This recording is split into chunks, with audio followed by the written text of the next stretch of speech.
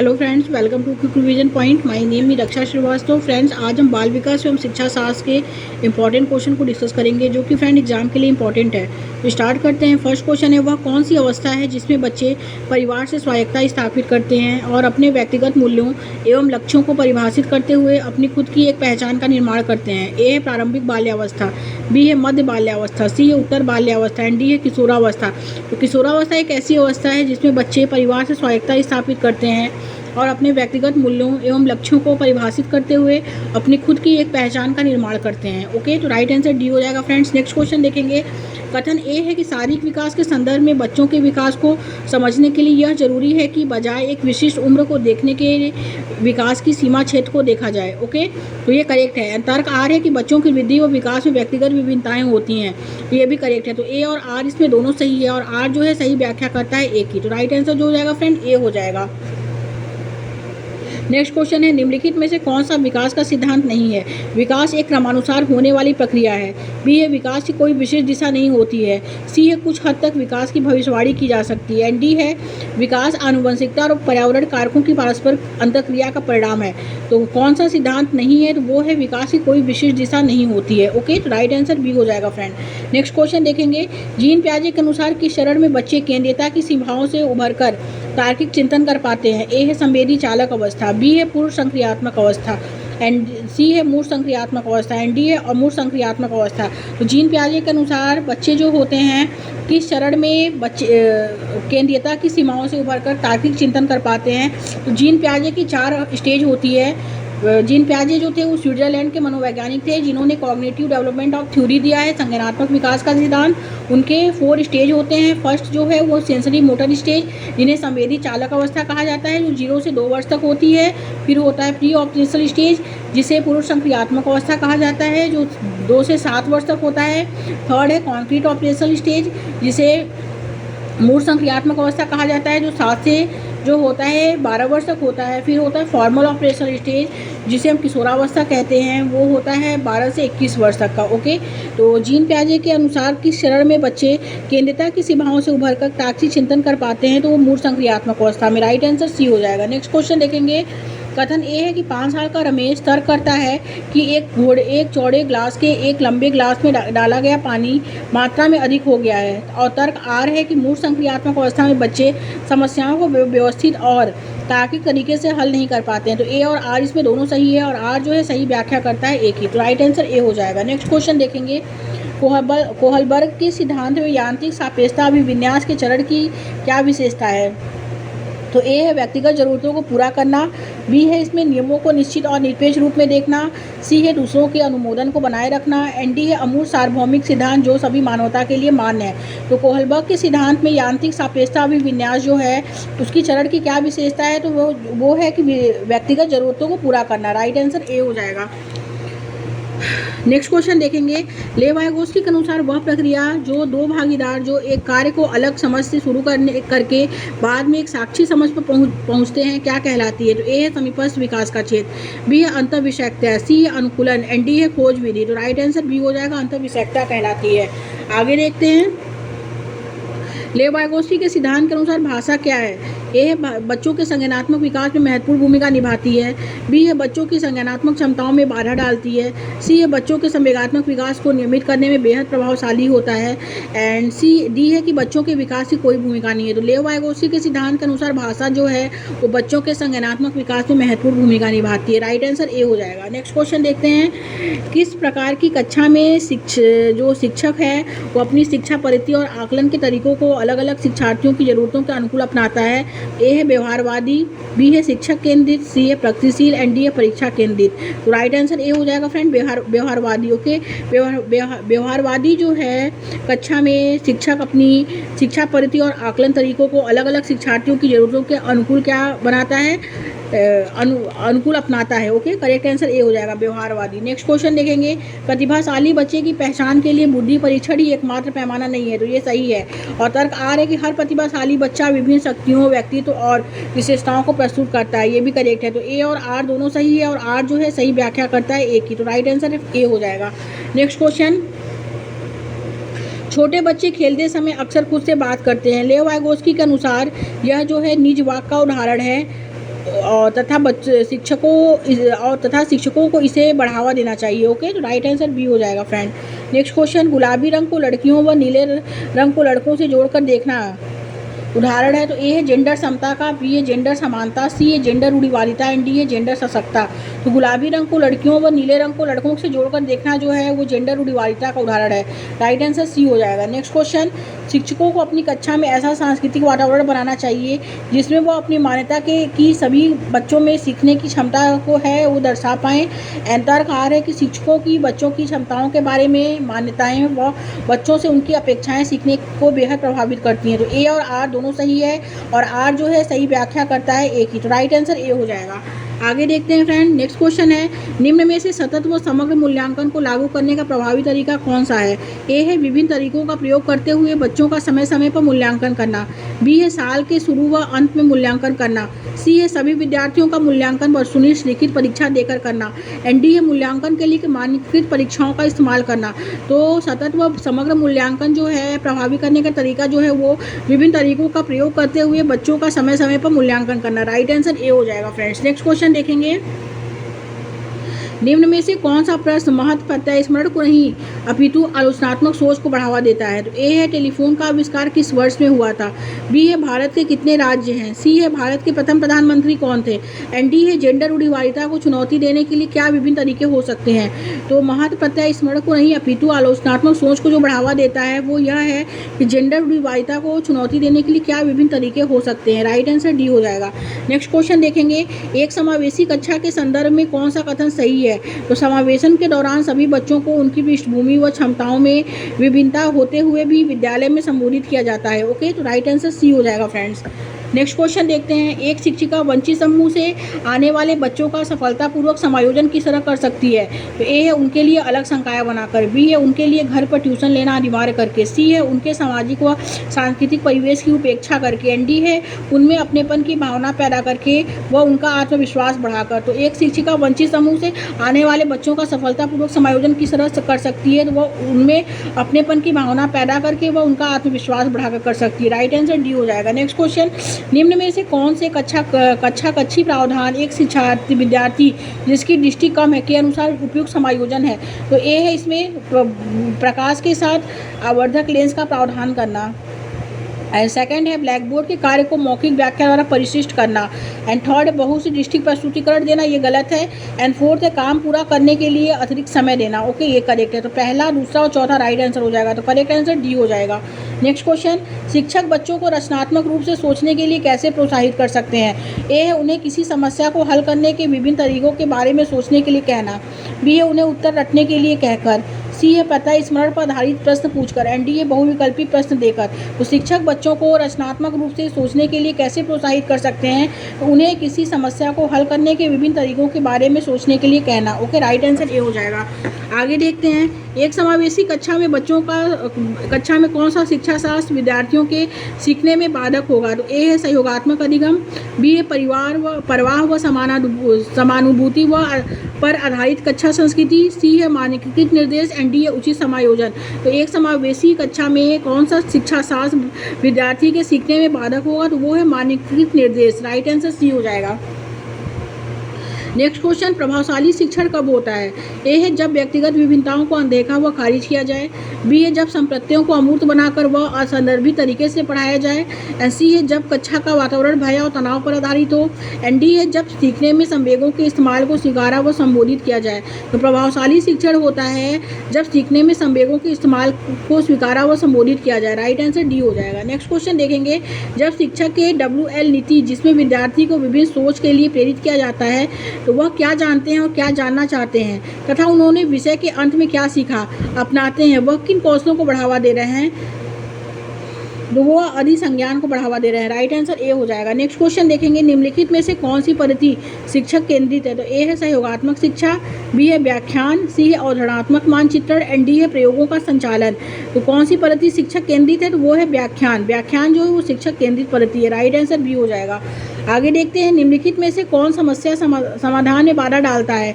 ए है समस्या समाधान में शामिल विभिन्न चरणों के बारे में बोलकर सोचना। बी है सुलझाए हुए उदाहरणों पर चिंतन करना। सी है समस्या का प्रतिनिधित्व करने के लिए तरीके पर अटक जाना। एंड डी है साथियों के साथ विचार मंथन और चर्चा।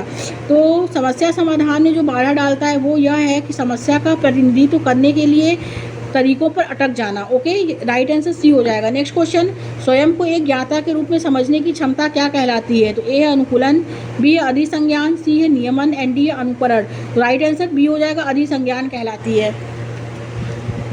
आगे देखते हैं फ्रेंड, छात्रों को अपनी सोच में वैचारिक परिवर्तन करने में सक्षम बनाने के लिए एक शिक्षक को क्या करना चाहिए? ए है व्याख्यान प्रणाली से स्पष्टीकरण करना चाहिए।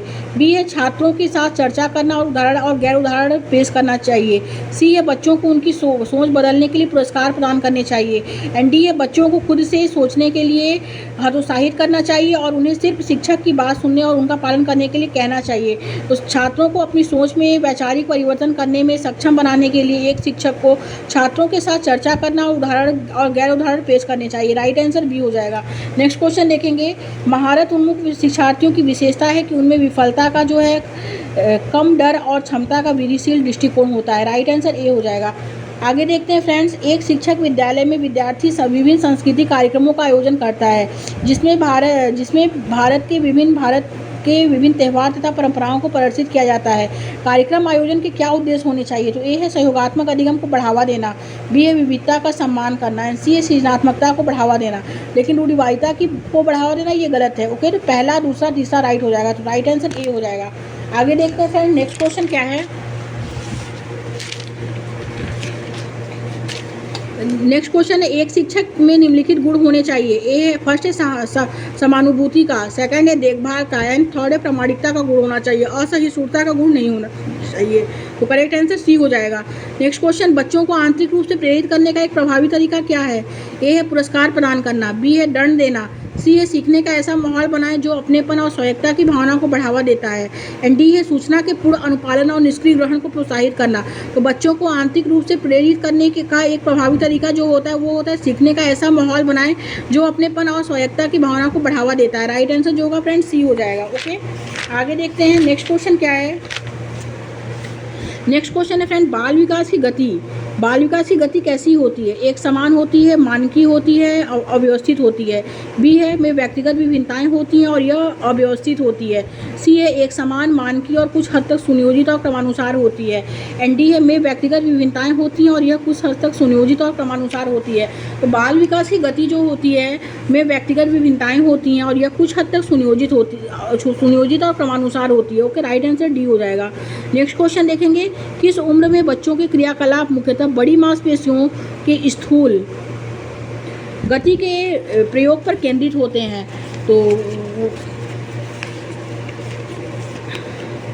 तो बजाय सूक्ष्म गति के, तो स्थूल गति कौशल जो होता है वो बड़ी मांसपेशी होती है, सूक्ष्म गति कौशल होता है जो छोटी मांसपेशियां होती हैं। ओके, तो ए है शैशवावस्था, बी है प्रारंभिक बाल्यावस्था, सी है किशोरावस्था, एंड डी है माध्यमिक बाल्यावस्था। तो शैशवावस्था एक ऐसी अवस्था है जिसमें जो बच्चे जो होते हैं वो क्रियाकलाप में प्रमुखता जैसे बड़ी मांसपेशियों के स्थूल की गति के प्रयोग को क्या करते हैं, केंद्रित होते हैं इसमें। ओके, बजाय सूक्ष्म गति के। तो शैशवावस्था में तो बच्चे बड़ी उलट पलट ये सब बड़ी मांसपेशियों के द्वारा ही करते हैं, ना कि सूक्ष्म गति का कार्य के मतलब छोटी मांसपेशियों से नहीं करते हैं। तो मतलब ए इसमें राइट आंसर हो जाएगा शैशवावस्था। ओके, नेक्स्ट क्वेश्चन देखेंगे, वह प्रक्रिया जिसमें युवा पीढ़ी रोजमर्रा की अंतःक्रियाओं से सामाजिक प्रक्रियाओं को सीखती है क्या कहलाती है? ए है सृजनता, बी है संवर्धन, सी है समाजीकरण, एंड डी है स्थगत अनुकरण। वो कहलाती है समाजीकरण। नेक्स्ट क्वेश्चन, जीन पियाजे के अनुसार किस अवस्था में शिशु शारीरिक क्रियाओं के साथ संवेदी अनुभवों का समन्वय करके दुनिया की खोज करती है? तो ए है इसमें मूर्त संक्रियात्मक अवस्था, बी है संवेदी चालक अवस्था, सी है पूर्व संक्रियात्मक अवस्था, एंड डी है अमूर्त संक्रियात्मक अवस्था। तो करेक्ट आंसर जो होगा फ्रेंड इसमें हो जाएगा बी संवेदी चालक अवस्था। ओके, नेक्स्ट क्वेश्चन, जीन पियाजे के सिद्धांतों में एक बच्ची जो मानती है कि कार सजीव है क्योंकि वह चलती है और क्या प्रदर्शित करती है? तो ए है जीववादी सोच, बी है केंद्रीयता, सी है अप्रतिवर्ती सोच, एंड डी है क्रमबद्धता। तो इसमें करेक्ट आंसर जो होगा फ्रेंड वो हो जाएगा कि ए जीववादी सोच। ओके, नेक्स्ट क्वेश्चन देखेंगे, कोहलबर्ग के अनुसार नैतिक विकास के अंतिम चरण जो होते हैं वे व्यक्तिगत सिद्धांतों की नैतिक और विवेक के व्यक्तियों में क्या विशेषता होती है। तो ए है नियमों को निश्चित और निरपेक्ष रूप में देखना, और बी है इसमें दूसरों के द्वारा सम्मान प्राप्त करने की चाह, सी है यह महसूस करना कि अपने लिए कानूनों और नियमों को बनाए रखना उनका कर्तव्य है, एंड डी है यह विश्वास करना कि व्यक्तियों को सामाजिक कानूनों का आंख बंद करके पालन करने के बजाय उनका परीक्षण करना चाहिए। तो करेक्ट आंसर जो होगा फ्रेंड इसमें डी हो जाएगा, यह विश्वास करना कि व्यक्तियों को सामाजिक कानूनों को आंख बंद करके जो है पालन करने के बजाय उनका परीक्षण करना चाहिए। राइट आंसर डी हो जाएगा। नेक्स्ट क्वेश्चन देखेंगे, लेव वाइगोत्स्की के अनुसार जब एक शिक्षक बच्चों को उसके समीपस्थ विकास के क्षेत्र तक पहुंचने में मदद करने के लिए उसे समायोजित समर्थन देता है तब वह किस संरचना का प्रयोग कर रहा है। तो ए है पाड़, बी है अनुबंधन, सी है अनुकरण, एंड डी है अनुकूलन। तो राइट आंसर जो होगा फ्रेंड ए हो जाएगा, पाड़ का प्रयोग कर रहा है। आगे देखते हैं, लेव वाइगोत्स्की ने प्रतिपादित किया है कि विकास ए है सीखने का पर्याय है, बी है सीखने में से स्वतंत्र रूप में होता है, सी है पर सांस्कृतिक कारकों का कोई प्रभाव नहीं पड़ता है, डी है को सामाजिक संदर्भ से अलग नहीं किया जा सकता है। तो इसमें राइट आंसर जो होगा फ्रेंड डी हो जाएगा। लेव वाइगोत्स्की ने प्रतिपादित किया है कि विकास जो होता है को सामाजिक संदर्भ से अलग नहीं किया जा सकता है। करेक्ट आंसर डी हो जाएगा। आगे देखते हैं, निम्न में से कौन जो है बाल केंद्रित शिक्षण के अनुरूप नहीं है। कौन जो है वो बाल केंद्रित शिक्षण के अनुरूप नहीं है। ए है स्कूली परिवेश को सुरक्षित व बच्चों के अनुकूल बनाना, बी है भय मुक्त वातावरण बनाना जिसमें हर बच्चा खुलकर जो है अभिव्यक्ति कर पाए, सी है कक्षा में सकारात्मक अनुशासन को लागू करना, एंड डी है विद्यार्थियों को ज्ञान के निष्क्रिय ग्रहणकर्ता के रूप में पहचानना। तो बाल केंद्रित शिक्षण के अनुरूप नहीं है, तो वो क्या है, तो वो है विद्यार्थियों को ज्ञान के निष्क्रिय ग्रहणकर्ता के रूप में पहचानना। करेक्ट आंसर डी हो जाएगा। नेक्स्ट क्वेश्चन, जिन व्यक्तियों में आमतौर पर पढ़ने लिखने और कहानी सुनाने के अच्छे कौशल होते हैं उनमें बुद्धि अधिक मात्रा में होती है। तो कौन सी बुद्धि अधिक मात्रा में होती है, तो भाषाई बुद्धिमत्ता होता है। राइट आंसर बी हो जाएगा। नेक्स्ट क्वेश्चन, किसने प्रतिपादित किया कि भाषा का बच्चे के संज्ञानात्मक विकास पर महत्वपूर्ण प्रभाव होता है। ए है लेव वाइगोत्स्की, बी है बी.एफ. स्किनर, सी है हार्वर्ड गार्डनर, एंड डी है जीन पियाजे। तो किसने प्रतिपादित किया कि भाषा का बच्चे के संज्ञानात्मक विकास पर महत्वपूर्ण प्रभाव पड़ता है, तो वो किया है लेव वाइगोत्स्की ने। राइट आंसर ए हो जाएगा। आगे देखते हैं फ्रेंड, निम्न में से कौन सी प्रणाली कक्षा कक्ष में जेंडर रूढ़िवादिता को चुनौती देने में प्रभावशाली है। तो वो कौन सी प्रणाली है, तो वो है शिक्षिका को कक्षा में होने वाली गतिविधियों की जिम्मेदारी सभी बच्चों को बराबर देनी चाहिए। ओके, राइट आंसर बी हो जाएगा। आगे देखते हैं, विविध शिक्षार्थी वाली कक्षाओं में शिक्षक को चाहिए कि वे ये है ऐसे पाठ्यक्रम का पालन करें जिसमें वह कक्षा में बच्चों की संस्कृति और भाषा को शामिल करें, बी है रूढ़ियों और पूर्वाग्रहों को बढ़ावा दें, सी है बच्चों के मानक आधारित परीक्षण के लिए कठोर संरचनाएं बनाएं, एंड डी है योग्यता के आधार पर अलग संकाय बनाएं। तो राइट आंसर जो होगा फ्रेंड वो ए हो जाएगा कि ऐसे पाठ्यक्रम का पालन करें जिससे वे कक्षा में बच्चों की संस्कृति और भाषा को शामिल करें। राइट आंसर ए हो जाएगा। आगे देखते हैं, शिक्षक समूह चर्चा के दौरान एक शिक्षिका बच्चों में अलग अलग पहलुओं को ध्यान में रखते हुए कोरोना महामारी के प्रभाव पर चर्चा करने को कहती है। इस चर्चा के माध्यम से शिक्षा का उद्देश्य जो है को बढ़ावा देना चाहिए। क्या बढ़ाना चाहिए? ए है कार्यविधि चिंतन, बी है आलोचनात्मक चिंतन, सी है अभिसारी चिंतन, डी है रटकर स्मरण। तो करेक्ट आंसर इसमें बी हो जाएगा फ्रेंड, आलोचनात्मक चिंतन। ओके, आगे देखते हैं, आकलन के निम्नलिखित तरीकों में से कौन सा सामाजिक रचनात्मक कक्षाओं में उपयोग नहीं किया जाएगा। ए है सहयोगी परियोजनाएं, बी है मानकीकृत परीक्षा, सी है सहकर्मी मूल्यांकन, एंड डी है कक्षा अवलोकन। तो करेक्ट आंसर जो होगा फ्रेंड वो बी हो जाएगा, मानकीकृत परीक्षा। ओके, आगे देखते हैं, समावेशी शिक्षा का दर्शन कैसा होता है। ए है इसमें बहिष्करण के सभी आचरण को प्रोत्साहित करेगा, बी है का आधार विद्यार्थियों को उनकी योग्यता के आधार पर पृथक स्कूलों में शिक्षित करना है, सी है केवल उन्हीं बच्चों तक सीमित है जो दृष्टिबाधित व श्रवणबाधित हैं, एंड डी है अपवर्जन की सभी नीतियों व आचरण को चुनौती जो है वो देता है।